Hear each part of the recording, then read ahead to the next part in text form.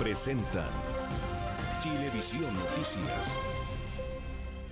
¿Cómo están? Muy buenas noches, bienvenidas y bienvenidos a esta edición de noticias de hoy, domingo 12 de septiembre. Muy buenas noches, Mónica. Hola Humberto, hola a todos quienes nos ven. Comenzamos contándoles que sigue la búsqueda de los 3 desaparecidos en Copquecura tras las intensas marejadas. Guillermo San Martín nos va a entregar los detalles a esta hora desde la región de Valparaíso. Guillermo, muy buenas tardes, ¿cómo estás?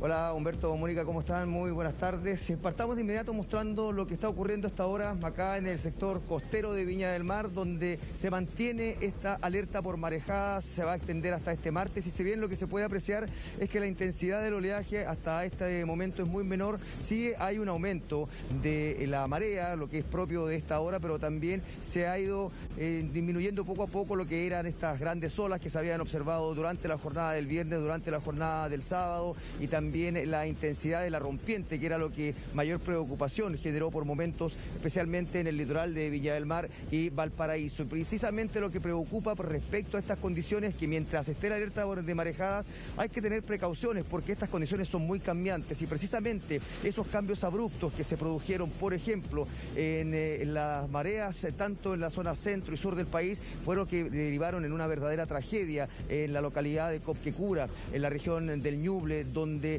estas 3 personas que permanecen desaparecidas ingresaron a un área de caverna denominada la Catedral de Piedra, la Iglesia de Piedra, donde ingresaron por momentos con otras personas, eran 7 amigos que llegaron hasta este sector de Copquecura, ingresaron y repentinamente, producto de la crecida del mar, de las intensas marejadas, se produjo una situación bastante compleja, quedaron atrapados en el interior, 4 de ellos lograron salir por sus propios medios, otro también fue rescatado con posterioridad, sin embargo, otros 3 no tuvieron la misma suerte y aún permanecen desaparecidos, lo que ha motivado intensos operativos de búsqueda por parte de personal del GOPE de Carabineros, por parte de personal de la Armada, los que se extendieron durante toda la jornada de hoy sin resultados positivos, también pues que se vieron dificultados por estas condiciones de marejadas tan particulares que están afectando desde el Golfo de Penas hasta Arica y que también han impedido poder desarrollar de buena forma el rastreo en esta área donde pudieron haber desaparecido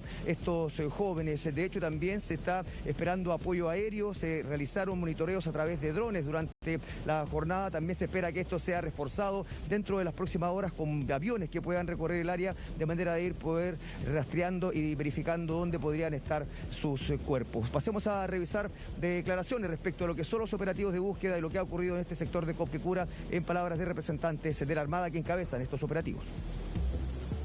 Estamos viviendo marejadas anormales, por lo tanto obviamente dificulta la búsqueda y además obviamente tenemos vientos de hasta 60 kilómetros por hora que obviamente hace mucho más difícil los esfuerzos de búsqueda. Sin embargo, estamos comprometidos con esta búsqueda, tenemos más de 95 personas trabajando en estos momentos. Guillermo, nos imaginamos que por ya ser de noche se complican las búsquedas. Me imagino que mañana desde muy temprano comienzan los 100 efectivos a seguir buscando a las personas que están desaparecidas, ¿no? ¿Y qué rango o qué radio es el que incorpora esta búsqueda? De todas maneras, lo que se está haciendo es avanzar ya en lo que fue primero el área donde se produjo la desaparición de estos jóvenes. De hecho, en la jornada de ayer el GOPE ingresó a estas cavernas sin resultados positivos, considerando también que la marejada era muy intensa, sus cuerpos pueden haber sido arrastrados a otro punto y eso es lo que se está ampliando. Entonces, ya se ha rastreado el área principal, donde, según relatan los sobrevivientes de lo que fue esta emergencia, quienes pudieron retirarse de este lugar, además de quien ha sido rescatado por parte de Carabineros, esos detalles son claves para poder ir avanzando en la búsqueda. Si bien el área donde permanecieron al ingresar a esta área de cavernas también ya fue rastreada durante la jornada de ayer y de hoy, lamentablemente sin resultados positivos, eso ha obligado a un poco extender el rango de búsqueda y para eso es que se va a solicitar apoyo aéreo para poder ir generando una mayor ampliación del rastreo, como les decíamos, no tan solo en lo que es el área principal donde se produjo la situación que ya relatábamos, esta denominada Iglesia de Piedra, donde habían ingresado estos jóvenes, sino que además extenderlo a más allá del borde costero, considerando de que producto de las corrientes también pueden haber sido arrastrados a otro punto, y es lo que se va a verificar dentro de las próximas horas cuando se reanuden los operativos, considerando que obviamente por la escasa luz que se puede observar a esta hora, por las condiciones climáticas, se han debido suspender durante lo que es la noche para poder retomarlos a primera hora del día de este lunes. Pero también hay que señalar que los propios vecinos señalan que esta es una zona muy riesgosa, que ya se han producido emergencias de similares características con anterioridad, y es por eso de que más allá del autocuidado al que se invita a todos quienes recorren el borde costero, también hacen un llamado quizás a fortalecer las advertencias respecto de lo que puede ocurrir en esta zona tan característica de Copquecura. Pasemos a revisar también palabras de vecinos que han estado siguiendo lo que ha ocurrido lamentablemente con estos jóvenes.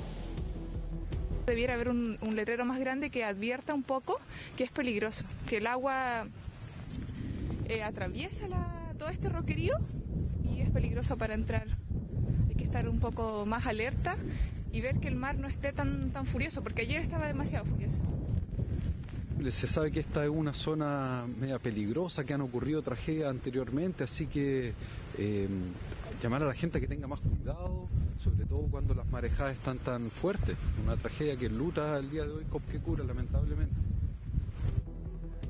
Ha sido un día triste, oscuro, y también en el Quisco, lamentablemente, ahí debimos lamentar la pérdida de una vida, Guillermo.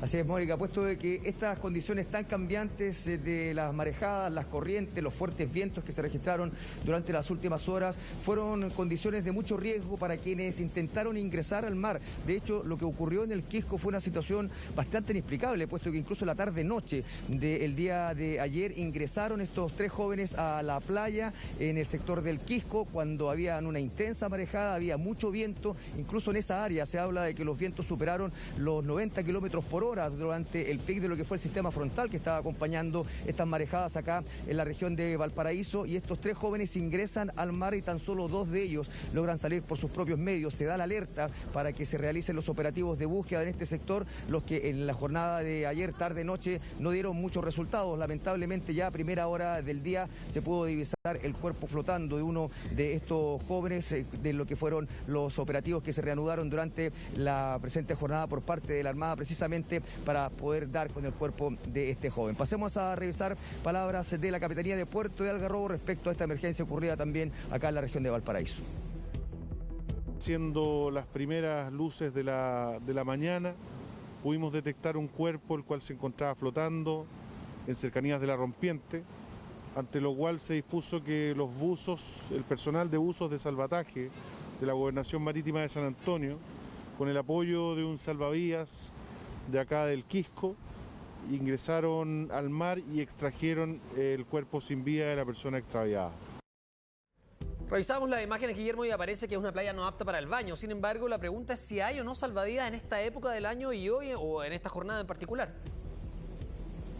No, claramente no hay ese tipo de resguardos, y ahí estaba la preocupación por parte de la autoridad marítima en el sentido de llamar insistentemente al autocuidado, puesto de que muchas de estas áreas son abiertas, no se puede estar fiscalizando constantemente a cada uno de ellos. Nosotros acá en Viña del Mar, de hecho en Reñaca, vimos a eso del mediodía, cerca de las 13 horas, jóvenes que se estaban bañando en una playa que no es apta para el baño, con fenómeno de marejadas en pleno desarrollo, también vientos que generaban corrientes, y esas condiciones son las que motivaron incluso a que personal de la Armada de Policía Marítima llegara hasta este punto de Reñaca para advertir los riesgos que estaban corriendo. Finalmente todos estos jóvenes salieron de esa área, y también otras personas que estaban corriendo riesgo incluso con sus hijos ahí en plena orilla de playa, y estas condiciones son las que lamentablemente se han pasado por alto en los casos que estábamos conversando, principalmente en el Quisco, donde estos jóvenes ingresan al mar a pesar de las advertencias, a pesar del riesgo que representan estas playas que no son aptas, y además aún considerando lo que son las marejadas. Pasemos a revisar palabras también de bomberos respecto a lo que fue esta emergencia ocurrida en el Quisco, las labores que prestaron para poder lamentablemente ya dar con el cuerpo de este joven. Encontrando lamentablemente el cuerpo sin vida de esta persona de sexo masculino, aproximadamente 33 años, oriundo de Santiago, donde en conjunto con buzos tácticos de la Armada, personal GRIM de nuestro cuerpo de bomberos, el departamento de emergencia, pudimos rescatar el cuerpo de esta persona. Bueno, importante siempre dos cosas. Lo primero, el llamado a la prudencia, y lo otro, preguntarte por el pronóstico. ¿Qué pasa con estas marejadas? ¿Hasta cuándo es el pronóstico? Bueno, se ha dicho que esto va a mantenerse hasta el martes y de ahí la preocupación por parte no tan solo de la autoridad marítima, sino que también de las autoridades regionales en el sentido de ir reforzando los monitoreos. Aquí se ha desplegado personal municipal, también personal de la Armada, personal de ONEMI ha estado monitoreando a propósito de lo que son los impactos del sistema frontal acá en la zona durante todo este fin de semana, y esas medidas se van a mantener por lo menos hasta este martes, considerando los riesgos que representan las marejadas. Más aún se debe tener en cuenta que en este periodo se ha visto una afluencia mayor de turistas en Viña del Mar, Valparaíso, y muchas veces son quienes desconocen las condiciones de las playas, las condiciones de las marejadas, los que terminan viéndose involucrados lamentablemente en este tipo de incidentes, y de ahí también es el llamado de atención por parte de las autoridades. Si no se conocen las áreas donde se va a bañar o se va a pretender ingresar al mar o recorrer el borde costero, más aún tomar precauciones, no exponerse demasiado, puesto de que las olas, el golpe que generan muchas veces en el borde costero incluso puede hacer que la gente pierda el equilibrio en los roqueríos, y esas son condiciones que muchas veces los turistas no conocen, y es por eso de que se les invita a extremar las medidas de cuidado, más aún considerando que las marejadas se van a mantener activas durante los próximos días, periodo en que incluso ya comienzan a llegar familias acá a Viña del Mar y Valparaíso, puesto de que algunos escolares van a tener un periodo de vacaciones previo a las fiestas patrias, y esta condición también se va a extender para lo que van a ser las fiestas patrias, el fin de semana largo, donde ya se anticipa que va a haber una alta ocupación en Viña del Mar, Valparaíso, en gran parte de la región, y eso también es un motivo de preocupación, no tan solo por el periodo de marejada, sino que también por los riesgos que existen del borde costero en general, producto de lo que puede significar para algunas personas el desconocer ciertas áreas y exponerse más de lo necesario. Claro, Guillermo, la buena noticia es que el pronóstico para las fiestas patrias en la zona centro del país es que va a ser bueno, no va a haber temporal. Ahora, sin embargo, como tú dices, hay un éxodo de personas o una llegada de varios estudiantes y de personas que están aprovechando esta semana de vacaciones previo a las fiestas patrias. Hay un contingente, más personas que vayan a fiscalizar. Tú dices, es imposible en todas las playas, en todo el borde costero, fiscalizar. Sin embargo, ante la llegada de turistas, me imagino que eso se refuerza, ¿no? Sí, de todas maneras, de hecho hay personal de Policía Marítima que está recorriendo permanentemente todo el borde costero de Viña del Mar, de Valparaíso, y también ante las advertencias que se van generando por parte de la propia comunidad, también se van activando y van desplegándose para poder ir generando las advertencias necesarias. Como les comentábamos, por ejemplo, durante el día de hoy, al momento de observarse estos jóvenes que estaban bañándose ahí en el primer sector de Reñaca, ellos de inmediato llegaron hasta este punto, fueron a advertirlos del riesgo que estaban corriendo, y posteriormente estos jóvenes se retiraron. Misma situación se observaba con un menor que estaba de hecho corriendo por el borde de la playa, siendo mirado por su padre a la distancia, pero eso también es una condición de riesgo, puesto que las marejadas son tan cambiantes, el golpe de las olas, las crecidas son tan repentinas que muchas veces es imposible reaccionar a tiempo, y es por eso de que el monitoreo por parte de la autoridad ha sido constante y se va a mantener dentro de los próximos días, a propósito de lo que se espera que sea una masiva llegada de visitantes durante las fiestas patrias, tanto en Viña del Mar como Valparaíso, y también otros puntos del litoral de acá de la región. Importante entonces, Guillermo, recordar que esta alerta preventiva entonces fue levantada por la ONEMI. Hay refuerzo para estos días previos en que se sabe que va a ir más gente al litoral, pero eso no reemplaza para nada, y es bueno insistirlo, el autocuidado, el no acercarse obviamente y no exponerse, sobre todo porque estamos hablando de los lugares más importantes. Seguramente, claro que va a haber este refuerzo, claro, pero no en los lugares, no en todas las playas y en las más pequeñas. Exacto. Entonces eso no reemplaza nunca el autocuidado, y sobre todo en esos sectores más pequeños, esas playas más chiquititas. De todas maneras, y esa ha sido la invitación constante por parte de las autoridades, desde ya advirtiendo que hay zonas de mucho riesgo, los roqueríos, por sobre todo, en más aún con marejadas, pero en todo momento, puesto de que más allá de lo que puede hacer que en algún minuto la marea te denote muy tranquila, de improviso pueden surgir olas, y esas son las condiciones que lamentablemente terminan en tragedias o también generando emergencias que obligan a que personal tanto de la Armada o también de bomberos tengan que recurrir al borde costero para prestar algún tipo de asistencia. Esperamos que eso no sea necesario, más aún considerando las fiestas patrias, y que ante la masiva llegada de gente también se tomen los resguardos necesarios, si bien muchos vienen con el interés de recorrer los lugares más típicos de acá de Viña del Mar, que son la avenida Perú, el sector que se ve a mi espalda, la playa Acapulco, también las Salinas, playas, pero todas estas playas no son aptas, y esa es una de las principales condiciones que hay que tener siempre presente, y que eso ya es una advertencia suficiente para considerar que cualquier medida o cualquier acercamiento más allá de lo necesario al borde de la playa puede generar algún tipo de riesgo. Mónica, Humberto. Claro, preparamos una nota que vamos a mostrar en minutos más adelante con todo el resumen y todos los detalles de lo que ha ocurrido este fin de semana. Gracias por este completo reporte, Guillermo. Buenas noches. Presentando Chilevisión Noticias. Volvemos para contarles que la Iglesia Católica de Santiago confirmó para este año la realización del tradicional Te Deum ecuménico, en la Catedral de Santiago. Falta contarles más de las condiciones, evidentemente. Claro, porque en cuanto a la parada militar también, aún están dudas si se va a hacer en el Parque O'Higgins. Mañana se podría confirmar de todas maneras el lugar. Pero las opiniones respecto de su realización siguen divididas. Las actividades típicas de las fiestas patrias son diversas y entre ellas hay dos que para muchos son una tradición, el Te Deum ecuménico y la parada militar, dos actividades que en el año 2020 no se pudieron realizar de la manera tradicional producto de la pandemia. Sin embargo, en el caso del Te Deum, este año y gracias a las mejoras sanitarias, volverá a la catedral. Celebrar una vez más el Te Deum en la Catedral de Santiago como signo de esta vida y relación que tiene también nuestra patria con todos los cultos religiosos.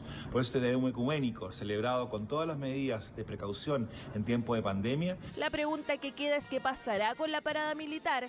El año pasado se realizó una ceremonia en la escuela militar, pero para este 2021 aún no se sabe si correrá la misma suerte o si volverá a su tradicional escenario en el Parque O'Higgins. El que no se haga la ceremonia es una excepcionalidad. Desfiles militares, ¿no es cierto?, en conmemoración de las fiestas patrias han habido por lo menos desde 1819. El lugar icónico, por lo menos donde se hace la parada militar, es precisamente en el Parque O'Higgins. De todas formas, ya sea que se lleve a cabo en el lugar icónico o no, parte de la ciudadanía asegura que es una actividad que no se debería realizar. Según el espíritu republicano chileno, debiera hacerse acá, en el Parque O'Higgins. Pero mi opinión personal es algo que de verdad que no en estos tiempos no tiene mucho significado. Por tema de pandemia yo creo que juntar a mucha gente igual es peligroso aún. El que quiera venir que venga, el que quiera verlo por la tele lo vea. Podrían efectuar ese gasto en otras cosas. Y sí, por temas pandémicos tampoco creo que debería ser una buena opción. Por otro lado, las opiniones están divididas en el mundo político. Me parece absurdo, irracional, irresponsable que el gobierno esté considerando realizar la parada militar este año. Yo no sé qué es más importante para el gobierno, si la salud de las personas o dejar contento a las Fuerzas Armadas. Si los chilenos ya se pueden juntar, ir a alguna ramada que se haga por ahí, ir a los cines, a los teatros, a restaurantes, es un sinsentido que no se realice la parada militar. Lo que es seguro es que sí habrá algún tipo de ceremonia, ya que se han visto ensayos en la explanada del Parque O'Higgins durante los últimos días. Solo falta confirmar la locación, un anuncio que podría llegar este lunes. La candidata presidencial Yasna Proboste exigió la renuncia de la Seremi de Educación de Atacama por una polémica publicación en su cuenta personal de Facebook. La autoridad compartió una fotografía deseando un feliz 11 de septiembre a todos los chilenos bien nacidos. Lamentable de una educadora, repudiable de una funcionaria pública, fueron las palabras que dedicó Yasna Proboste en su cuenta de Twitter contra la Seremi de Educación de Atacama. La razón, esta publicación que hizo la autoridad por el 11 de septiembre. Lamentable de una educadora, repudiable de una funcionaria pública, inaceptable publicación de la Seremi de Educación de Atacama, Silvia Álvarez Matius, en su perfil de Facebook. El deber de la memoria nos exige solicitar al ministro Raúl Figueroa que le pida la renuncia. Celebré con una bandera de libertad. Tengo entendido que otras personas no celebraron, sino que recordaron, ¿no es cierto?, con mucho orgullo la muerte de don Salvador Allende. Pero no es la primera vez que cruzan palabras, sino que la historia se remontaría varios años atrás. Según la autoridad regional, se conocieron en las aulas, con Yasna Proboste como estudiante y la propia Seremi como profesora. Ha sido doloroso escuchar comentarios o que lo hagan personas que me conocen. Yasna Proboste fue alumna mía, ¿ya? Y siempre ella ella públicamente muchas veces ha reconocido mi imparcialidad para hacer mis clases. Imparcialidad o no, lo cierto es que la candidata presidencial emplazó al Mineduc y exigió su renuncia. De nada sirvieron las aclaraciones de la funcionaria, porque otros también se sumaron al emplazamiento. Le pedimos con respeto al presidente de la República que en este mismo minuto le exija la renuncia a la Seremi. Ya estamos tolerando hace muchos años al ministro de Justicia, Hernán Larraín, quien fue un negacionista de Colonia Dignidad. Silvia Álvarez Matthews asumió como Seremi de Educación el 22 de abril de 2019, siendo la carta de renovación nacional para ocupar el puesto. Que aquellos que no celebran el golpe porque los torturaron o le mataron y desaparecieron a un padre, una hija, una madre, ¿son chilenos malnacidos? Esta es una demostración del espíritu totalitario, de coartar la libertad de expresión, y la excusa es el negacionismo. Y las reacciones también llegaron desde la Convención Constitucional. Está la Convención, hay dificultades, el país está tenso. Yo creo que tirar una chispa en pasto seco no es lo mismo, ¿no?, que tirarla en pasto verde. Yo creo que sí, debería retirarse. Separemos las cosas. Nadie está de acuerdo con la violación de los derechos humanos, pero la parte política la podemos analizar. La Seremi de Educación de Atacama reconoció que hasta ahora no ha sido contactada por el ministerio, esto pese a las varias solicitudes de renuncia que partieron justamente con una antigua conocida, Yasna Proboste. Cambiamos de tema para contarles que un violento asalto fue frustrado en Maipú gracias a la organización de vecinos, pero con razón. Ellos denuncian que se sienten abandonados por las autoridades y que no basta con las medidas que ellos mismos han tenido que tomar. Segundos de terror vivió esta familia que fue abordada por 4 delincuentes en la comuna de Maipú. A mi esposa le dije, nos van a robar el auto. Así que ahí, bueno, me bajé antes de que abriera la puerta y con pistola nos dijeron que no bajáramos del auto. Yo le dije, bueno, llévate el auto, pero te quiero sacar a mi hija, o sea, tengo a mis 2 niños atrás. Forcejeo que no pasó inadvertido para los vecinos. Aquello le costaría caro a estos antisociales. Entonces mi esposo era el que gritaba auxilio, ayuda, ayuda, y ahí empezaron a salir todos los vecinos. Trataron de hacer partir el auto. 3 se cambiaron para tratar de hacerlo partir y no lo pudieron hacer partir. Intentos fallidos para los delincuentes, pero también afortunada esta familia que no tuvo que lamentar ningún tipo de pérdida. Clave fue la organización de los vecinos para enfrentar estos hechos. Sin embargo, dicen que no es suficiente. Lo único que hay que hacer es apoyarse como vecino nomás, porque soluciones no se ven. Es un temor que es continuo, o sea, es constante. Se falta seguridad por acá. Mucha falta. Aún siguen con paradero desconocido estos sujetos, situación que además preocupa a los vecinos de otros sectores de Maipú, quienes acusan que se sienten abandonados tras repetirse este tipo de casos. Pero ponga atención a las siguientes imágenes, en donde una mujer fue abordada por delincuentes a través de una encerrona en medio de una emergencia médica de su hija. Pero aquí ya como aquí llegó y hay harto tránsito, ya tuvo que saber frenar la señora, está el discopar y todo. Y ahí fue cuando le quitaron el vehículo, claro. La mamá la llevaba a la posta porque dolía su guatita. Ella iba con sus 2 niñas y los tipos no tuvieron ninguna piedad. Nos sentimos totalmente abandonados, tanto por el gobierno, por la municipalidad y por la seguridad pública. Situación que se repite en la comuna y obliga a los vecinos a tomar medidas propias. Sin embargo, este caso afortunadamente finalizó con 2 detenidos y la recuperación del vehículo. Carabineros de la comuna de Maipú, mientras realizaba patrullajes preventivos, divisa un vehículo, el cual circulaba en contra del sentido del tránsito. Tras ello, logra la detención de 2 sujetos con antecedentes policiales. Y fue tras una persecución de casi 6 kilómetros que el auto robado finalizó estrellado en un domicilio de la comuna. Ambos sujetos tenían antecedentes por robo y receptación. Sin embargo, enfrentarán a la justicia, la misma que claman los vecinos, que hoy dicen les genera preocupación por los constantes episodios delictuales. Vamos a profundizar en un tema con el cual abríamos el noticiero, ¿no? Casi 100 personas están desplegadas en Copquecura en un operativo de búsqueda de 3 jóvenes que fueron arrastrados por el mar en el sector Iglesia de Piedra. Claro, ellos se encontraban de paseo cuando fueron alcanzados por las marejadas. En el Quisco, en tanto, una persona murió tras ingresar al mar en la madrugada. Literalmente por cielo, mar y tierra. Así ha sido la intensa búsqueda de Ismael, Jorge y Diego, 3 amigos que desde este sábado están desaparecidos en el sector de la Iglesia de Piedra en Copquecura. Estamos todos amigos, compañeros, hermanos, Armada, COPE, Carabineros, Municipalidad, y esperamos encontrarlos pronto.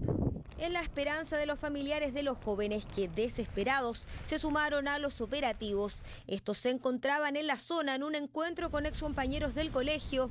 Eran 7 quienes aparentemente estaban en las cavernas cuando fueron sorprendidos por el fuerte y anormal oleaje. El personal realizó llamados hacia el interior, logrando dar con una persona que se encontraba atrapado por el oleaje, quien la lograron rescatar. No obstante, debido al gran oleaje que había en ese momento, las otras 3 personas no lograron ser rescatadas.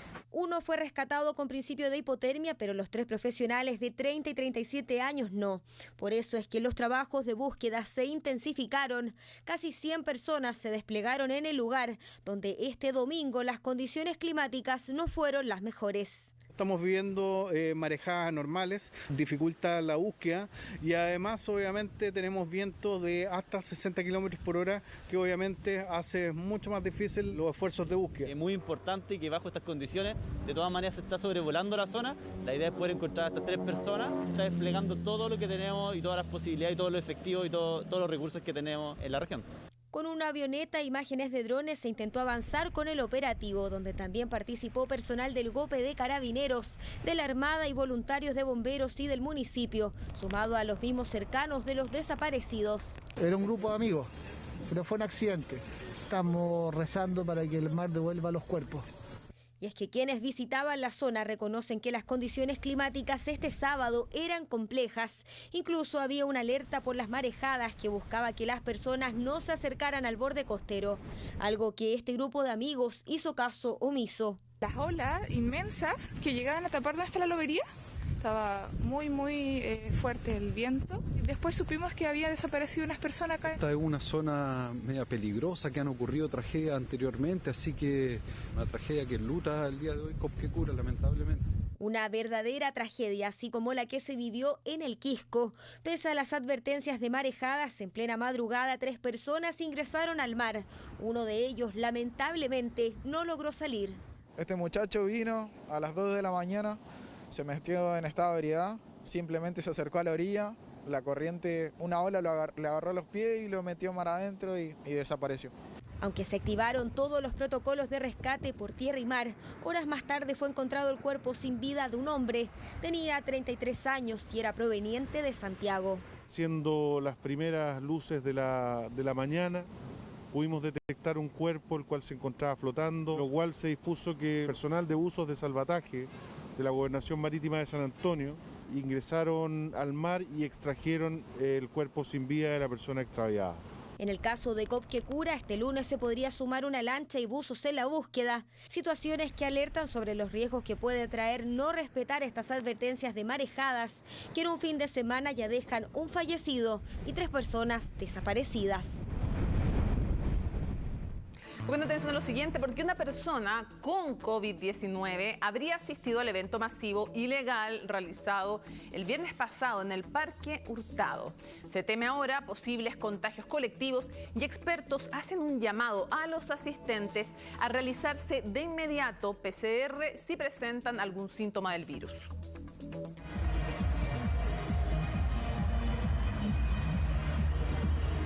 La fiesta masiva realizada el pasado viernes en el Parque Intercomunal de La Reina ya deja consecuencias.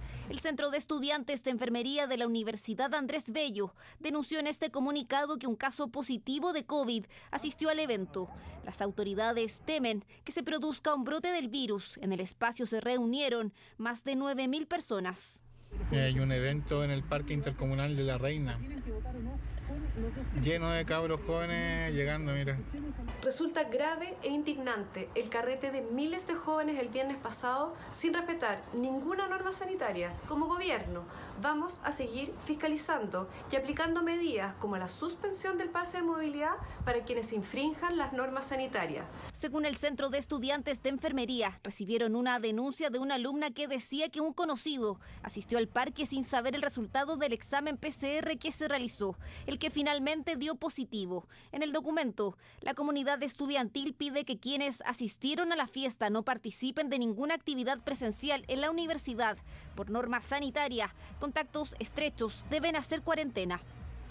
Bastante grave, esencialmente porque las personas deben tener conciencia de lo que está sucediendo. Las personas que saben que son contactos estrechos deben mantener su cuarentena al menos por 11 días y notificar a las autoridades, hacerse un PCR si es que sienten alguno de los síntomas. La preocupación se centra en los posibles contagios colectivos que puedan ocurrir en los próximos días, considerando que en este evento no se mantuvo distancia social, tampoco se utilizó mascarilla. Las autoridades hacen un llamado. Si alguno de los asistentes tiene algún síntoma, que se dirija cuanto antes a un centro asistencial para realizar los exámenes pertinentes.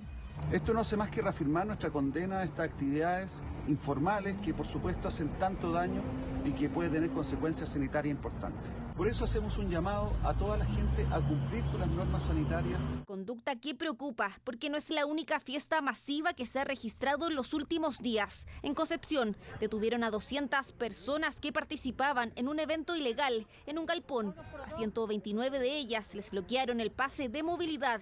Expertos hacen un llamado al autocuidado, sobre todo cuando se acercan fiestas patrias y el uso de estos espacios abiertos será masivo. Las actividades al aire libre disminuye harto la probabilidad de contagio. Eso es verdad. La recomendación es que si van a estar sin mascarilla, mantengan una distancia física de otras personas, ya principalmente los que no pertenecen a su grupo, a su núcleo familiar con los que conviven normalmente. Hábitos simples que pueden marcar la diferencia en un escenario que no debería ser de riesgo si es bien utilizado.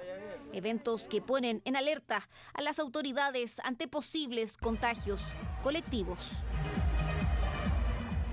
En otro tema, la discusión por el cuarto retiro de fondos previsionales sigue generando presiones y polémicas. El presidente de Renovación Nacional hizo un fuerte llamado a los diputados a favor de la propuesta, catalogándolos de díscolos y exigiéndoles que se sumen a la postura oficial del partido. 10 días faltan para que se retome el debate en el Congreso y la polémica por el cuarto retiro de los fondos previsionales sigue en aumento. El gobierno ya manifestó su intención de buscar salidas alternativas en caso de que el proyecto siga avanzando y varios son los que insisten en que los votos podrían estar influenciados por las elecciones de noviembre. Parece que la estrategia es acercar la votación lo más posible a las elecciones, cosa de que algunos parlamentarios, producto de la presión electoral, tengan que verse en la obligación de aprobar algo que incluso algunos habían señalado que no estaban de acuerdo. Yo creo que no es bueno este retraso y que la votación del cuarto retiro se acerque en demasía a las elecciones parlamentarias. Yo creo que eso no suena bien, no se ve bien y por lo tanto yo le pediría, y así se lo hemos manifestado a los integrantes de la comisión, que este proyecto se pueda ver de manera rápida. 93 son los votos que se necesitan para aprobar el proyecto en la Cámara Baja y 84 los diputados opositores. Los pasos de los parlamentarios de Renovación Nacional que hicieron público su apoyo al cuarto retiro son seguidos de cerca. Para el presidente del partido, Francisco Chaguán, la recomendación es clara: rechazar lo que, según él, es una mala política pública. El llamado es a que los liderazgos actúen con responsabilidad y eso implica no pensar en la próxima elección como un pánico electoral o más bien por una ola de populismo, sino que se sea capaz efectivamente de poder entender que acá se requiere fortalecer el sistema de pensiones. Un llamado que también va acompañado de un anuncio de mano dura para quienes llamó los díscolos del partido. Cuando nosotros hablamos de los díscolos permanentes, estamos hablando de aquellos que votan permanentemente en contra de la declaración de principios de Renovación Nacional. Y acá, por ejemplo, dice relación o con temas de lealtad partidaria. No me siento díscolo, pero tampoco soy una persona que agache la cabeza a una orden de partido. En el tema del 10%, he pensado muchísimo los pro y los contra de la decisión que estoy tomando.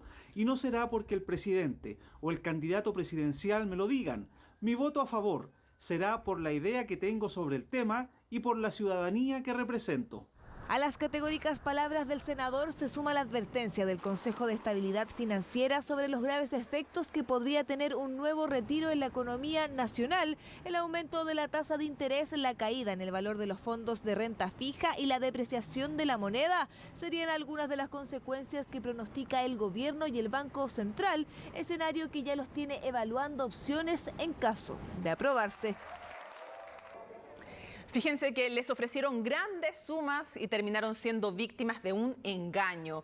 Se trata de una de las estafas cibernéticas que han tenido un auge en medio de la pandemia y que consiste en presuntas entidades financieras que ofrecen créditos que nunca llegan a concretarse.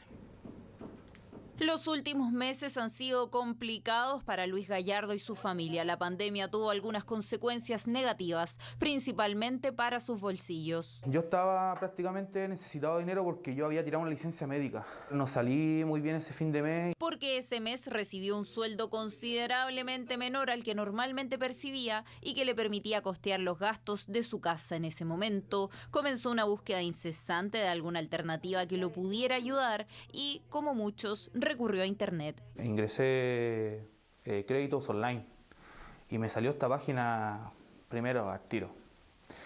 Apreté, ingresé y me salió al tiro un WhatsApp.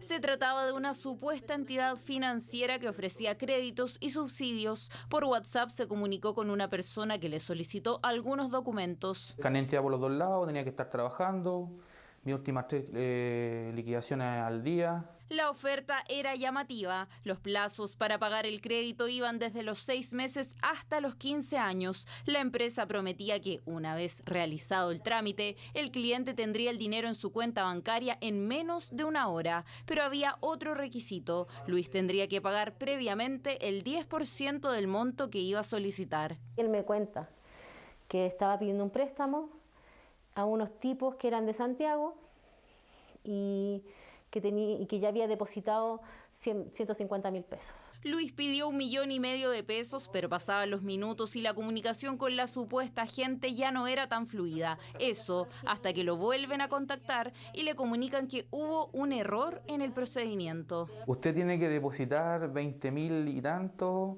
para que le autoricen su préstamo. Y yo le dije, ¿pero cómo? Le dije, si ustedes no me dijeron nada de eso. Se negó a hacer otro depósito y pidió su dinero de vuelta. Le aseguraron que en 5 días hábiles lo tendría nuevamente, pero eso nunca pasó. Fue triste porque en ese momento no teníamos nada.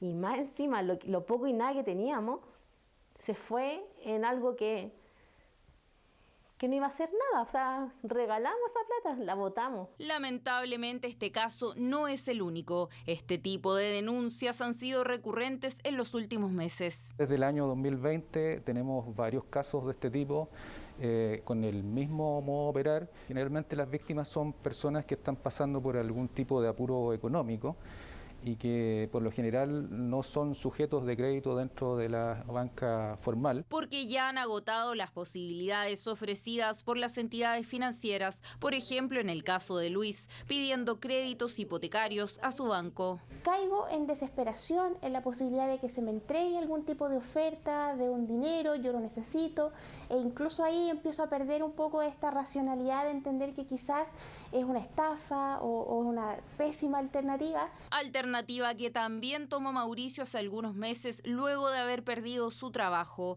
Procedió de la misma manera. Llegó por internet a un sitio web que ofrecía créditos con bajas tasas de interés. Pidió 5 millones de pesos que le servirían para comprarse un auto. Y al otro día me respondieron que había salido aprobado y que por la cantidad de 5 millones, por el papeleo al principio, me dijo que yo tenía que depositarle 150.000 pesos y yo le deposité esos 150.000 pesos. Pero sorpresivamente para Mauricio, los trámites de la entidad financiera no habían terminado ahí. Le volvieron a pedir dinero en 2 oportunidades más, supuestamente para cubrir gastos de abogados y otros especialistas. Yo dije, como el sistema Sindicom, dije, claro, a lo mejor puede que me estén cobrando un documento que para firmar, que me enviaron y yo se lo firmé. Entonces dije, ya, último, ya, eso gasto. Mauricio terminó pagando un total de 590.000 pesos por trámites y supuestos errores cometidos por la empresa. Mi estimado, ¿usted cree que si fuera una estafa le estaría tratando de colaborar para que reciba el dinero sin que haga el pago del documento? No, señor, mi estimado, yo le estoy tratando de colaborar, entonces, por favor, lo único que yo necesito es que le metamos más interés al proceso. En unos 15 minutos me estoy comunicando con usted otra vez. Pero de los 5 millones de pesos que pidió, nunca supo nada. Yo le exigí que me devolvieran mi dinero, así como yo en 10 minutos se lo depositaba a ella, quería que en 10 minutos quería de vuelta mi dinero. Y de ahí no tuve más respuestas, según ellos que trabajaban hasta las 6. Porque ese es precisamente el modus operandi, cuando las víctimas del engaño deciden desistir del crédito y piden su dinero de vuelta, los agentes de la financiera desaparecen. Estamos en la dirección de una de las supuestas entidades financieras que estamos investigando, pero el guardia de seguridad nos acaba de confirmar que al menos en este lugar esa empresa no existe. En la dirección de la segunda financiera se repetía lo mismo. Indica acá la administración que esa empresa no figura acá. ¿Esa empresa no está en este edificio? No, no está en este edificio. Las entidades no figuran en el registro de empresas y sociedades y, más importante aún, tampoco en el sitio web de la Comisión del Mercado Financiero. Ninguna institución financiera seria va a solicitar ese tipo de desembolsos porque eso está contemplado, ese tipo de gasto está contemplado dentro de la operación de crédito. Y esa es de hecho la primera alarma para detectar que se trata de créditos falsos. Otro factor a considerar es que la tramitación nunca se debe realizar de forma remota sino presencial. Mira, como una pesadilla, y como estamos pasando ahora, más preocupado te deja. Esto es una estafa. Esto es una estafa. Espero que la gente no caiga en estas cosas, porque más que beneficiados van a salir perjudicados, tal como nos pasó a nosotros. Y para no caer en engaños, la principal recomendación es verificar que las instituciones financieras sean reguladas y evitar alternativas informales. El número que marcaste ha restringido las llamadas entrantes. En reiteradas ocasiones intentamos contactar a ambas empresas, pero sus supuestos agentes nunca contestaron nuestros llamados. La citó en un lugar desolado con la excusa de despedirse de ella antes de iniciar un supuesto viaje al extranjero. Ya en el sitio la apuñaló en más de 20 ocasiones y la dejó al borde de la muerte. Tras 2 años de los hechos, la víctima por primera vez habló con Chilevisión Noticias sobre este cobarde ataque y en el que su agresor, tras el fin del juicio, fue condenado esta semana a 15 años de cárcel. El reportaje es del periodista Patricio Angulo. Yo le decía que si él me quería matar, que me dejara, que ya no daba más. Llegó al borde de la muerte la clínica. Este es un grave caso de violencia contra la mujer y particularmente contra una adolescente. Este proceso ha sido devastador, una película de terror en vida. Cobarde y brutal ataque del que ya casi se cumplen 2 años. La noche del 17 de septiembre de 2019, la vida de Valentina cambiaría para siempre, luego que su ex pololo la apuñalara en más de 20 oportunidades en Pudahuel. Kevin, la verdad es que no acepta el término de esta relación y entonces decide idear un plan derechamente para poner término a la vida de Valentina. Así te lo digo claramente, digamos. A través de WhatsApp, Kevin Rivera se contactó el día anterior con la adolescente con la excusa de entregarle un regalo. Este es parte del mensaje que le envió. Estoy despidiéndome de toda la gente que estimé en mi vida y aunque nuestra relación de amistad y lo otro no duró más que unos meses, fue lindo y me gustó. Te cuento que mi vida en Chile terminará pronto. Tengo pasajes para irme a Australia el lunes que viene. Necesito pasarte un regalo que te tengo, por lo que te propongo ir a entregártelo allá donde vives. Necesito que me digas si puedes mañana tipo 8:10 de la noche. Si bien la joven puso reparos sobre la hora del encuentro, finalmente accedió a reunirse con él. La lleva a un lugar muy particular, un lugar que reúne las características para lograr la impunidad de alguna manera. Un lugar oscuro, con poca iluminación, un sitio prácticamente eriazo, en donde hay muy poca circulación de personas, donde la casa más cercana queda prácticamente a más de 500 metros. Luego de pasarle un chocolate, el joven le pidió que le diera la espalda, instancia que aprovechó para atacarla con un cuchillo. Valeria entrega por primera vez su testimonio de lo ocurrido. Me empezó a enterrar el cuchillo en la cabeza, en la cara, en la espalda, en las manos también. Siempre le hablaba y le decía, date cuenta de lo que estás haciendo, ¿por qué me lo estás haciendo? No me lo merezco. Y él seguía, lo único que me repitió todo el rato era que yo nunca lo quise, que nunca lo amé. Pese a las súplicas, el sujeto continuó agrediéndola en reiteradas oportunidades en zonas vitales de su cuerpo. Yo muchas veces intenté quitarle el cuchillo, nunca miraba hacia arriba porque me daba miedo que me llegara en los ojos. Siempre intentaba agarrarlo y él lo tiraba y me cortó las manos. Y yo le decía que si él me quería matar, que me dejara, que ya no daba más. Fue en ese momento que un vecino, ya alertado por un grupo de WhatsApp, se dirigió en un vehículo al lugar, encontrándose con el victimario huyendo y la víctima ensangrentada. Ahí yo me bajo, le presto los primeros auxilios, le pregunto qué pasó, ella me comenta, me da el número de su mamá y para mí fue una impresión súper grande verla también a torso casi desnudo porque estaba con puros sostenes de haber forcejeado. Gravemente herida, Valentina fue llevada a la clínica Bicentenario. En el trayecto su madre logró grabar su testimonio donde se indica al autor del ataque y relata lo ocurrido, una evidencia que fue clave para la fiscalía. Él habló ayer que se quería despedir, que tenía un regalo que fue importante para él. Llegamos, me bajó del auto y se cierra los ojos. Date vuelta, me apuñaló. Y fueron antecedentes que obviamente sirvieron de inmediato a la policía de investigaciones para esclarecer este hecho en forma muy rápida. La oportuna atención médica permitió salvarle la vida y ya con la identidad del autor se despachó una orden de detención en su contra. Tras 6 días prófugo, Kevin Rivera se entregó en un cuartel policial y luego fue formalizado por homicidio calificado frustrado. Esta fue su declaración durante la audiencia. Ya me rechaza el chocolate, empiezo a pegar con el cuchillo en el cuello. Le pegué, no me acuerdo cuántas veces porque me borré. Y me dijo, Kevin, no aguanto más, mátame por favor, es mucho el dolor. Dada la gravedad del delito, el tribunal decretó entonces su prisión preventiva. Con el agresor tras las rejas, Valentina comenzó una lenta rehabilitación. Me tuvieron que cortar todo el pelo, tener que adaptarme a toda una vida de nuevo. En ese momento tener las 2 manos con yeso y ser completamente dependiente de mi mamá o de mi abuela, de cualquier persona que no podía comer, no podía escribir, no era capaz de ir al baño, no era capaz de bañarme ni de vestirme, no podía hacer nada. Se vinieron muchas terapias, eran en la semana 3, 4 veces ir a la clínica porque tenía quines de cara, quines de mano. Le tuvieron que volver a operar una mano, un desgaste económico horrible. Múltiples heridas, especialmente en sus manos, que frustraron su sueño de estudiar medicina. Y pese a la rehabilitación y el paso del tiempo, dice, el dolor persiste. No me puedo apretar muy fuerte los dedos porque me duelen y es un dolor insoportable que, aunque es algo chiquitito, me duele tanto que me dan ganas de llorar porque es entre el dolor y el llanto de saber por qué me duele. Secuelas físicas que se suman también a aquellas psicológicas y emocionales. Si siento que alguien va caminando rápido por el lado mío, me da miedo, siento que me van a atacar o que van a sacar a alguien, me van a hacer quizás lo mismo. En la noche es mucho peor, obviamente.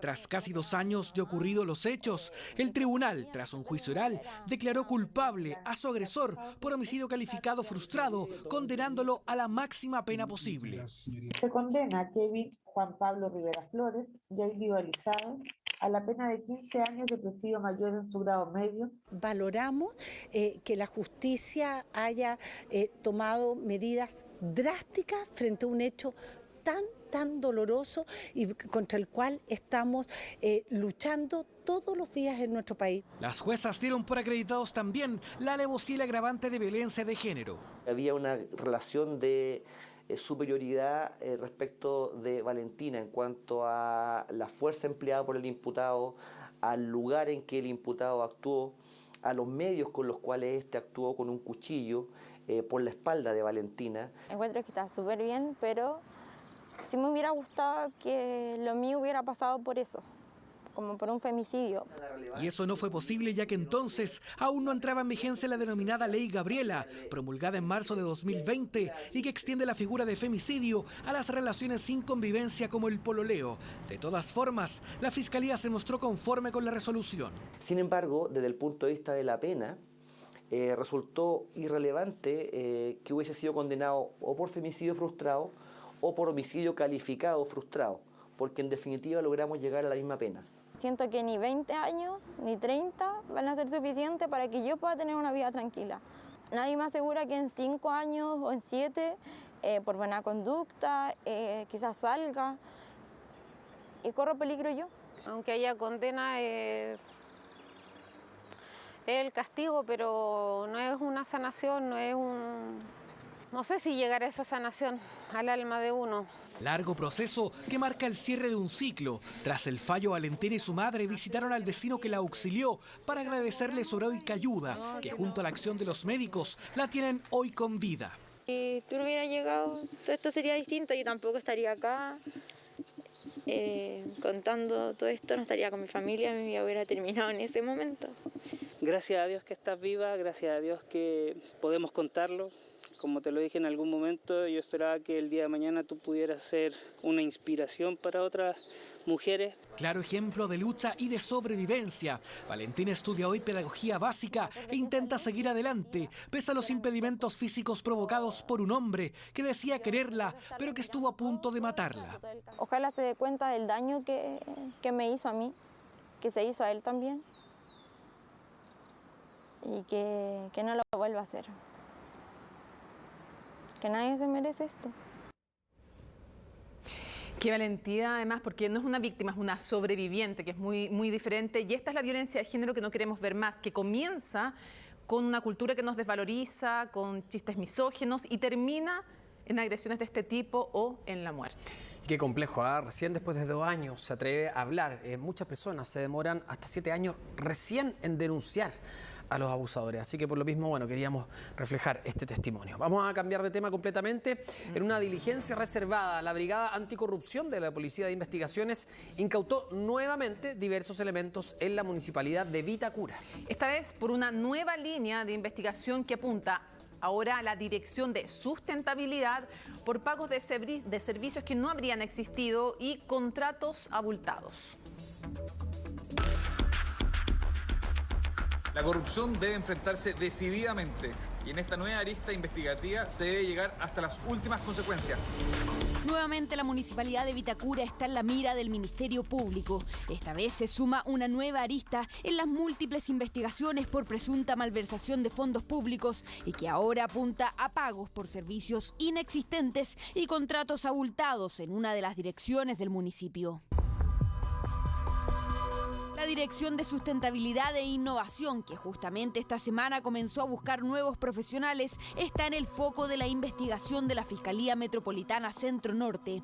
A diferencia de lo denunciado en las últimas semanas, ahora se trataría de delitos cometidos por una repartición al interior del municipio y no de una corporación privada externa ligada al mismo, como lo era Vita Deportes, y que nuevamente ponen en jaque la posición del exalcalde Raúl Torrealba. Los hechos que actualmente están siendo investigados en la municipalidad de Vitacura revisten la mayor gravedad. No es descartable que puedan existir nuevos antecedentes que den lugar a otros ilícitos o a la participación de otras personas en los hechos que actualmente se están investigando. Esta vez se investiga de manera paralela supuestas contrataciones de servicios inexistentes e injustificados, pero que sí se habrían pagado, dinero que luego era solicitado de vuelta en efectivo por funcionarios del municipio. Otra investigación apunta también a servicios prestados, pero con montos abultados, casos en los que la diferencia también debía ser entregada. Contraviene gravemente el principio de probidad al que todos los funcionarios estamos obligados a cumplir porque es lo que regula nuestra actuación como funcionarios públicos. Y por otra parte, el alcalde es la máxima autoridad y por lo tanto todas las decisiones se toman por el alcalde o por sus funcionarios de confianza. La corrupción debe enfrentarse decididamente y en esta nueva arista investigativa se debe llegar hasta las últimas consecuencias, caiga quien caiga, porque no nos puede temblar la mano para enfrentar la corrupción, para extirparla del mundo municipal. Durante la tarde de este sábado, de manera reservada, la Brigada Anticorrupción de la PDI inició una de las primeras diligencias en esta nueva arista, incautando desde el municipio documentos, computadores y celulares. Ni la actual alcaldesa Camila Merino ni los concejales quisieron referirse al tema, pese a que de manera telefónica aseguraron estar completamente sorprendidos con la noticia.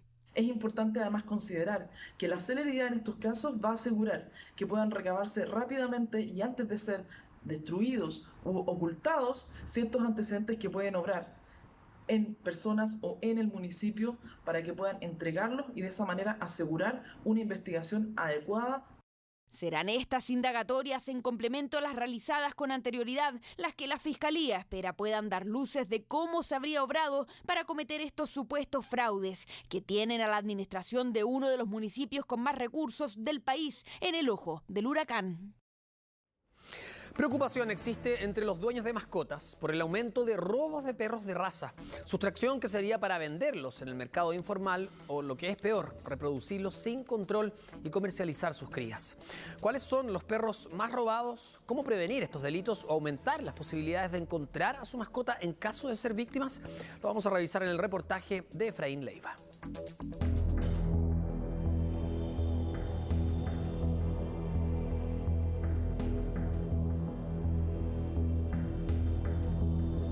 Mi hija más chica tiene 5 años y no ha querido comer desde que se fue el Steven. Los primeros 10 días fueron más terribles. En las noches llora, grita, pues la ventana su nombre. Es bien complicado. Catherine dice hace casi 3 semanas su familia está destrozada. A los días sin comer de su pequeña hija se suman los llantos en la noche y el insomnio. Esto porque desde su propia casa y con ella en el interior, un grupo de delincuentes les arrebató a Steven, su mascota, un perro pug. Entró un auto, se dio una vuelta, volvió, rompieron la reja. Yo creo que fue a buscar algo para romperla. ¿Esto fue en la mañana? En la mañana, a las 11 de la mañana. Tipo 11, de 11 a 12, en las imágenes sale el vehículo a las 11:21 saliendo.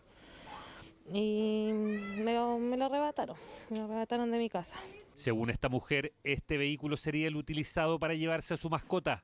Lo que más complica a esta familia es que Steven tiene una grave enfermedad, por lo mismo necesita medicamentos. Estar cerca de su familia por ello también, lamentablemente no pudieron implantarle un chip. El Steven tiene un problema en la piel, tiene cáncer en la piel.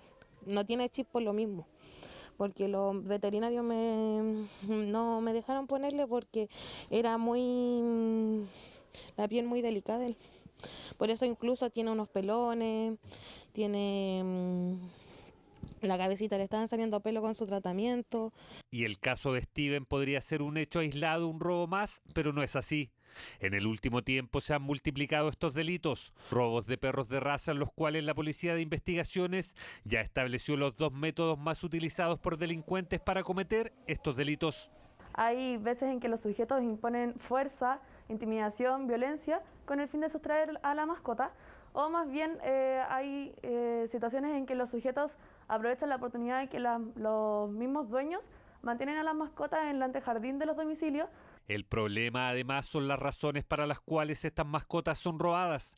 Delincuentes inescrupulosos que no les basta con sustraer a los perros y venderlos en el mercado informal, sino que además muchos de ellos son utilizados para una explotación sin ningún tipo de control. Son violentos, porque su fin es la mascota para después proceder a venderla o proceder a reproducirla para obtener las crías y vender las crías. Entonces su fin es la mascota y van a hacer cualquier método para poder sustraerla. ¡Se llama el perrito! ¡No! Incluso y sin ningún tipo de escrúpulos, hace algunos meses un grupo de asaltantes robó 6 cachorros de perros bulldog inglés. Para lograr su objetivo no tuvieron consideración con nadie, disparando además en contra de un habitante de la casa. Un actuar que además comenzó a dar un indicio sobre las razas más robadas. Según un listado realizado en base a las denuncias por mascotas que han sido robadas en nuestro país en el último tiempo, la raza de perros que más se roban los delincuentes son los bulldog inglés, seguidos del bulldog francés, el yorkshire, el pug y el chihuahua. Para reducir los riesgos de ser víctima de estos delitos o para aumentar las posibilidades de recuperar a su mascota si es víctima de uno de estos robos, expertos de la Policía de Investigaciones y también veterinarios entregan algunas recomendaciones. No salir a pasear a las mascotas solo, salir siempre acompañado y no salir a pasearlas tan tarde cuando ya esté oscuro, salir a pasear a la luz del día. Al momento de adquirir una mascota, lo principal es administrarle microchip. De esta forma lo vamos a tener identificado con su tutor. Implantación del microchip que se hace fundamental para aumentar las posibilidades de recuperar a su mascota en caso de ser víctima de estos robos. Un procedimiento casi indoloro y que puede hacerse en cualquier veterinaria que posea el sistema. Y más allá de identificar dónde está el perro, es identificar quién es el responsable de cada una de nuestras mascotas. De esta forma, al momento de pérdida, si alguien lo encuentra y lo lee el microchip, vamos a poder identificar quién es el dueño. Y eso ya varios propietarios lo saben. Quienes sacan a pasear a sus mascotas de manera responsable escogen algunos horarios particulares para precisamente no caer en manos de delincuentes. Además, redoblan las medidas de seguridad conociendo este tipo de asaltos. Sí, los saco todos los días al parque.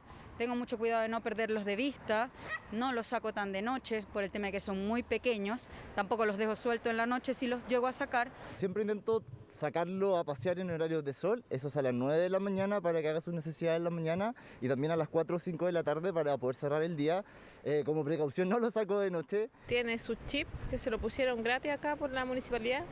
Me imagino que esa es la idea del chip, que si se pierde yo la puedo encontrar rápido, que hagan el rastreo y no haya problema con eso, ¿sí? Lamentablemente, aún con todos los resguardos, es cada vez más común encontrar en redes sociales anuncios buscando información de mascotas desaparecidas, de perros robados, familias destruidas porque se les fue un integrante más, desesperación que los hace incluso hacer llamados a los mismos delincuentes. Ponte la mano al corazón, mi hija lleva varios días sin dormir bien, le grita en la noche. Sí, todavía está en la esperanza, tengo su ropa, ahí le lleno su plato de comida.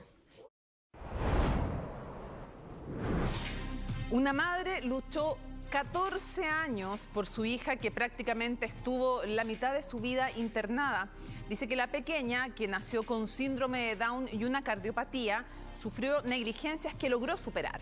Ni siquiera se contagió con COVID-19, pero después de ser operada, su madre denuncia que no soportó un traslado hospitalario para liberar una cama.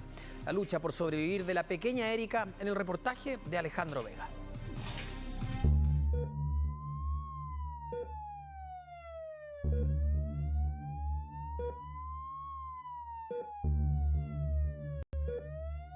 Siempre necesitamos cama, pero de ninguna forma el objetivo es trasladar a alguien en forma insegura para liberar una cama. Es posible que algunos traslados hayan sido para desocupar camas y hayan terminado falleciendo.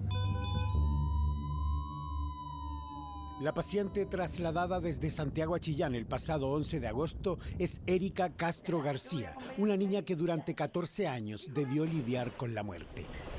Aquí se va la Eriquita a pabellón. Esta es una historia de lucha de madre e hija, en la que siempre se acompañaron en un proceso de difícil aprendizaje y de vivencias compartidas desde el día que nació.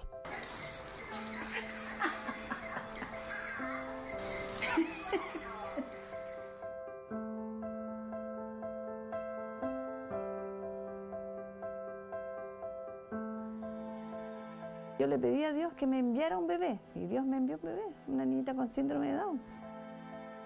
El papá, él quería que yo la dejara en el hospital botada y que me fuera con él. Yo lo que hice, yo preferí dejarlo a él, pues. ¿Cómo voy a dejar a mi bebé? Que yo tanto que busqué. Una niñita que nació con una cardiopatía, su sangre toda se le juntaba, se le juntaba la mala con la buena. En el hospital prácticamente la daban por muerta. Llegó el cura, le hizo toda la extremaunción, todo, o sea, la bautizó en estado de gravedad, de muerte.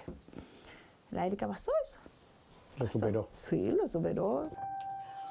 A la luz de los años, esta mujer hace una retrospectiva de cada diagnóstico que tuvo su hija con síndrome de Down y que sufría una cardiopatía. Cuando salió, me dijo el doctor González que le había dejado un bronquio aplastado, el bronquio izquierdo aplastado a mi hija y que iba a quedar conectada al ventilador. Él, el cirujano, me dio la opción de sacarla del ventilador para que descansara. O sea, quería que la matáramos. A los 9 meses, entró por segunda vez al pabellón del Hospital Luis Calvo Maquena, esta vez para cambiarle la válvula mitral que regula el flujo de sangre del corazón. Se quedan diciéndole a mi mamá de que básicamente se muere antes, durante o después de la cirugía, y no fue así. Tras la operación, Erika recibió el alta y fue derivada a la clínica Los Coihues, donde recibió un tratamiento integral en compañía de su madre. Pero no solo eso, aquí la niña también vivió durante 7 años, gracias a un convenio con el Estado. Ella demostró que quería vivir y pese a todo ahí se mantuvo, estuvo, imagínate, 7 años hospitalizada. O sea, imagínate qué es lo que es para un niño que le quiten 7 años de su infancia encerrado en un hospital. El momento clave para esta madre fue la ayuda que le otorgó el gobierno para que recibiera una pensión de gracia. Eso le permitió arrendar una casa para vivir con su hija, trasladándose a Chillán, a su propia casa. Nunca había estado en una casa. Para ella era todo nuevo, miraba el techo, miraba todo y no veía enfermeros ni nada, pues me veía a mí con ella. Y al otro día despertó y me miró. Y se puso tan contenta. Y así fue como un despertar feliz todos los días de la Erika. Ella estaba entre medio del humo, de los pollos, del barro. La dejaba que jugara con tierra. Le gustaba subirse a la moto y le hacía... Ni siquiera el COVID-19 que contagió a su madre hizo mella en la fragilidad de esta niña, ahora con 14 años. No tuve ni un síntoma, excepto que perdí el gusto y el olfato. Yo dije, tengo COVID. Y claro, me salió positivo.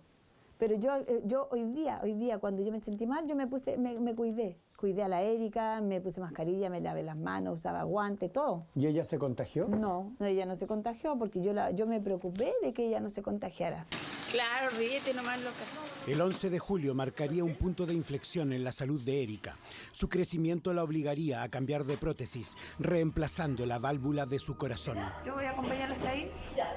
Ella misma se sacaría fotografías y en su ingenuidad grabaría a escondidas. Un registro de sus últimos días antes de quedar inconsciente en el Hospital Luis Calvo Maquela.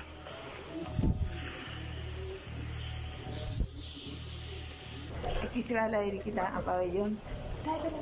¿Se va riendo? Sí, guau. ¿Estás filmando? No, pero ella nomás. No, usted no. ¿No se puede filmar acá?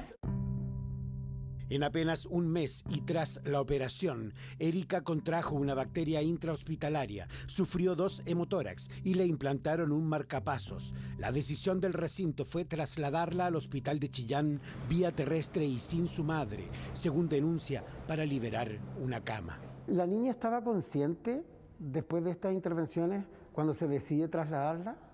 Yo creo que aspectos clínicos particulares, digamos, no me pudiera referir completamente, digamos, porque hay una ley de derechos y deberes de los pacientes en torno a la confidencialidad.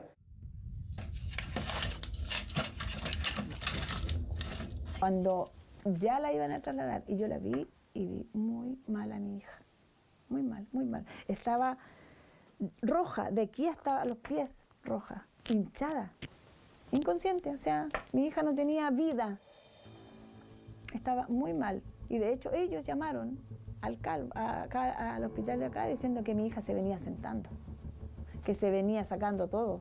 Nuestro protocolo exige que para que un paciente sea contrarreferido o trasladado a su hospital de base requiere estabilidad clínica, requiere estar resuelto desde el punto de vista cardioquirúrgico y esas circunstancias en el fondo se cumplían en esta condición. Quisimos saber en el hospital de Chillán si era efectivo que la paciente se encontraba en las condiciones que informó el hospital en Santiago. Hola, ¿cómo está, señorita? Estoy tratando de ubicar al doctor Valenzuela o a Leslie, la encargada de comunicaciones. ¿De comunicaciones? Sí. Ya, me espera un momentito, me enseguida. Aunque no quisieron dar una entrevista, confirmaron que Erika llegó en condición crítica, a diferencia de lo que informó el Hospital Luis Calvo Maquena, con compromiso cardiovascular y respiratorio y conectada a ventilación mecánica. Esa discordancia entre lo que nosotros vimos como estado clínico y el estado clínico de llegada es algo que tenemos que investigar. Pero estamos hablando de un traslado de por lo menos más de 6 horas. ¿No era previsible que su estado podía empeorar en un traslado vía terrestre, doctor? Nosotros la consideramos estable dentro del protocolo. Sí, la pregunta es, ¿no era previsible que podía empeorar su estado en un traslado de 6 horas vía terrestre sin médico? ¿No era previsible eso? Yo creo que el traslado se coordina entre unidades clínicas y se consideró que, cumpliendo las condiciones de protocolo que se tenían de estabilidad clínica, en el fondo el traslado iba a ser seguro hasta el Hospital de Chillán. ¿No era previsible entonces que ella se empeorara, que pudiera llegar, por ejemplo, con un shock cardiogénico? ¿No era previsible médicamente hablando? Yo creo que es algo que evidentemente tenemos que revisar porque no era lo que esperábamos. Y por eso le rogué a la doctora que no la llevara, que no la mandara, que la dejara ahí. Porque a mi hija se iba a morir si la sacaba del hospital. Yo se lo dije, le rogué. Ella me llevó a una sala a conversar con ella.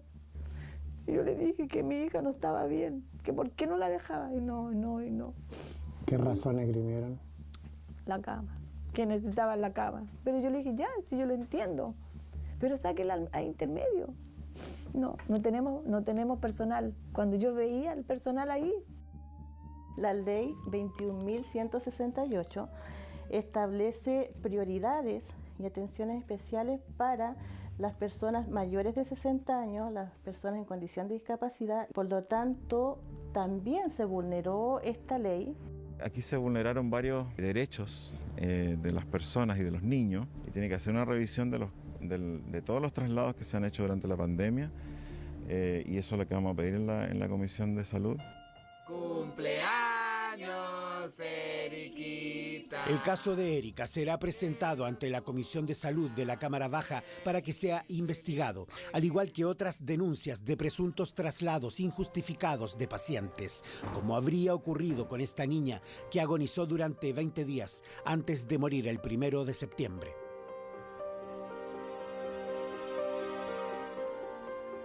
Erika recibió una emotiva despedida por las calles de Quirihue, una íntima ceremonia el día de su sepultura y dejó un inolvidable recuerdo de su difícil y apresurado paso por la vida. Erika ya no está, pero en su nombre y en el de otros que ya no están, es importante para esta familia además que la investigación se haga, que se aclare esta denuncia, que se aclare también estas discordancias en los diagnósticos y en lo que informa uno y otro centro médico. Y sobre todo, no es ni siquiera que las personas en situación de discapacidad merezcan, requieran y tengan garantizado igualdad de trato. Debieran tener por ley un trato además preferente. Por lo tanto, la necesidad de una cama nunca debió haber perjudicado a Erika si finalmente se determina que eso fue lo que ocurrió. Esa familia merece verdad y merece también que se haga justicia. Y vamos a cambiar de tema para contarles que un contratista asegura que la ex Posta Central le debe 100 millones de pesos por una remodelación finalizada en marzo de 2020 y que hasta ahora no ha recibido ni un peso. Desde la entidad de salud pública desconocen el monto y sostienen que algunos trabajos nunca fueron autorizados. Esta zona del hospital estaba un poco deteriorada desde el punto de vista físico. Estos arreglos en el servicio de quemados del Hospital de Urgencia Asistencia Pública ex Posta Central fueron celebrados por funcionarios quienes valoraban el mejor aspecto y funcionalidad del lugar gracias a las remodelaciones. Sin embargo, el contratista que los ejecutó hoy denuncia que la entidad aún no le paga por los trabajos. Y se logró manejar y recuperar en forma completa hoy día los estándares de los box de estos servicios de quemados. Hicieron publicidad de que habían mejorado el establecimiento y todo, pero sin pagar a la persona que lo había hecho. El representante legal de Víctor Olivares, dueño de una pequeña constructora que llevó a cabo la remodelación, anuncia que ya habiendo recurrido a instancias administrativas para que se ejecute el pago, procederán ahora a la instancia legal. Según dice, el Servicio de Salud Público adeuda a su cliente 100 millones de pesos. En principio partió con 22 millones de pesos de trabajos, pero después se le incrementaron hasta un monto total de 111 millones de pesos aproximadamente, prometiéndole de que a la brevedad se iba a regularizar la orden de compra y que en unos 2 meses se le iban a pagar todos sus trabajos. Eso al día de hoy no sucede. Desde la ex Posta Central aclaran que no están desconociendo los pagos, pero que en la necesidad de cautelar los recursos fiscales se investiga la cuantía del monto a cancelar. Nosotros como hospital detectamos graves irregularidades que van desde los montos cobrados o acordados principalmente, desde cifras de 22 millones de pesos a 89 millones de pesos. Es bastante la diferencia. Un sumario interno, una auditoría externa y procesos administrativos disciplinarios tendientes a buscar responsabilidades. Son las investigaciones en curso y que, entre otras cosas, determinarán el monto específico que el hospital debe cubrir. ¿Cómo es que pudo proceder sin haber estado autorizado esto? Eso es parte de la investigación sumaria que estamos llevando en curso. Afortunadamente encontramos este memorándum en el cual justamente el profesional de la unidad de recursos físicos señala y da instrucciones para que se regularice la situación a solicitud de ese director. Pero actualmente el director no reconoce. Memorándum y correos electrónicos son mostrados por el representante legal del contratista, según él, como prueba de que la remodelación que hoy se cuestiona fue visada por las autoridades del hospital. Más allá de las investigaciones y procesos legales, lo cierto es que ninguna conclusión será conocida prontamente. Por lo mismo, el dueño de la constructora deberá seguir esperando. Hay nuevas denuncias sobre la llamada estafa de las encomiendas. Un hombre depositó 4 millones de pesos para recuperar el envío de parte de una amiga que vive en el extranjero. Esta forma, de hecho, ya es investigada por la PDI. Hola, ¿cómo estás? Amigo, necesito mandar unas cosas para Chile. Este simple mensaje fue el inicio de la pesadilla de Juan. Una amiga en Estados Unidos necesitaba supuestamente enviar unos artículos personales muy delicados. Por ese aparente favor, perdió algo más que tiempo. Deposité 4 millones de pesos porque me dijeron que era una multa por unos paquetes que me mandaban de Estados Unidos una amiga. Su amiga y él se conocen hace años, por lo que este hombre no dudó en ser una buena persona y confió. Siempre estuve seguro que estaba conversando con mi amiga, porque ella me dio pruebas de que era ella. Le pedí nombres de sus hermanas porque nosotros nos conocemos hace muchos años. Ellos supuestamente debían enviar 12 iPhone, computadores y otros productos.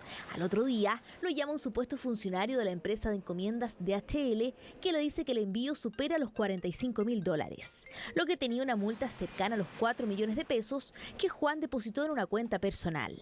En paralelo, la amiga suplantada le comenta que mandará $300.000 en la maleta, dos motivos que sirvieron de anzuelo. Me llama la persona y me dice, ¿sabe qué? Estamos escaneando el paquete y ellos me mandaron a mí, me mandaron un pequeño video donde aparece el escaneo. Como podemos denotar, acá se ven unas inconsistencias. Eso no es normal. Ahí debe haber algo adentro, toca ingresar, destapar y poder mirar. Pero este video ha sido enviado no solo a Juan, también a otras víctimas.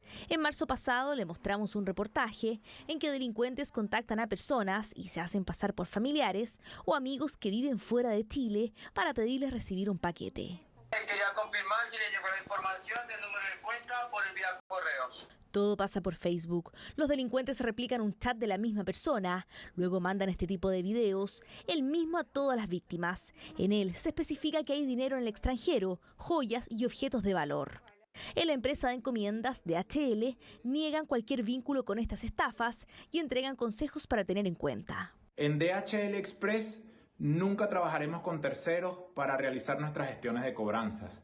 Siempre llamaremos a la persona que solicitó el servicio, nunca a un familiar o un amigo. Otros conocedores de estas estafas recomiendan hablar por videoconferencia con el supuesto conocido y verificar la procedencia. Puede verificar que la persona que está mandándole es su pariente.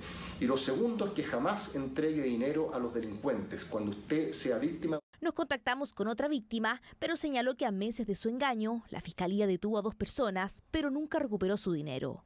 Hoy la PDI está detrás de ellos, en diligencias para que Juan, o usted mismo, no sea... Nos vamos entonces, finalizan las noticias, pero los invitamos a seguir en televisión. Noche de gran gala en Yo Soy All Star. Sí, uno de nuestros participantes va a ser elegido el mejor de la semana y otro va a abandonar la competencia para siempre. Y en CNN Chile, se va corriendo, Mónica, llega Tolerancia Cero. Hoy día los convencionales Patricia Politzer y Mauricio Daza. Una semana clave para la Convención Constitucional, la vamos a analizar a fondo en Tolerancia Cero, eso y mucho. Excelente, en nombre de todo el equipo, muchas gracias por acompañarnos en Chilevisión y CNN Chile. Que esté muy bien, que tenga un excelente comienzo de semana. Buenas Chao. noches.